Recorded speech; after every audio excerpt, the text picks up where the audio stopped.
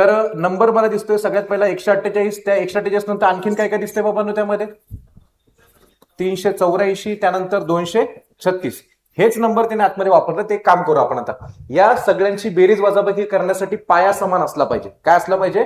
पाया समान असला पाहिजे. तर यांचा पाया समान नाहीये तर एक काम करायचं आपण, ह्या 148 आणि 384 मध्ये तिसरा नंबर आपण जर समजा 236 घ्यायचा प्रयत्न केला तर त्याला ऍडजस्ट कसं करायचं, तर सगळ्यांनी पटापट वर्कबुक मध्ये मार्किंग करायला घ्या.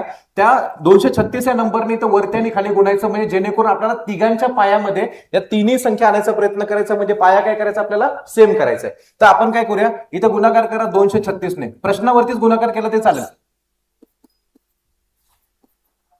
इथे पण 236.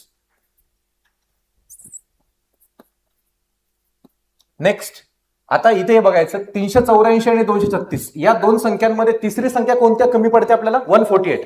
तर 148 ने काय करायचं, इथे 148 ने ते खाली पण गुणायचं आणि इथे वरती गुणायचं.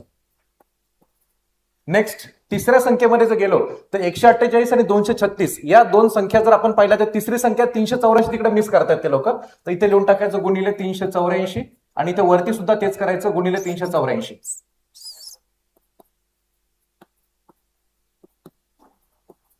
याने काय झालं माहितीये का, आता या तिघांचा जो पाया होता तो सेम झाला. बघू शकता आपण 148, 384, 236 याच तिन्ही संख्या पुन्हा रिपीट आहेत आणि याच तिन्ही संख्या पुन्हा रिपीट आहेत. मग फक्त 2 स्टेपचा विषय आता शिल्लक राहतो. आपण पाहू शकता तुम्ही सगळ्यांनी ते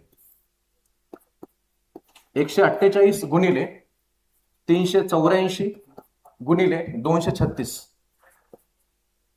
हा तिघांचा कॉमन पाया मी खाली घेतला. मग पाहू शकतो पहिल्या अपूर्णांकाच्या वरती अंशामध्ये 236 एक 236 आला, मध्ये प्लसचं प्लस.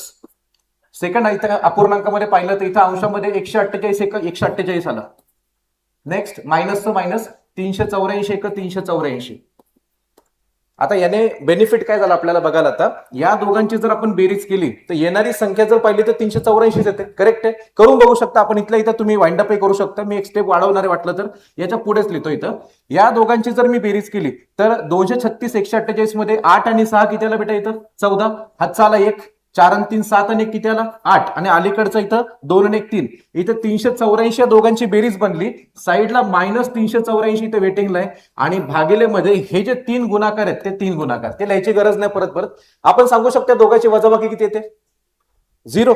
जर या दोघांची वजाबाकी 0 येते, भागिलेमध्ये जरी समजा ह्या तिन्ही संख्यांचा गुणाकार आपण घेतला, गुणाकार केला नाही केला कुणी बघायला येत नाही. शून्याला कुठल्याही संख्येने डिवाइड, या नंबर कोणता येतोय? 2. एक्झॅक्टली असा सेम क्वेश्चन मागच्या 24 का 25च्या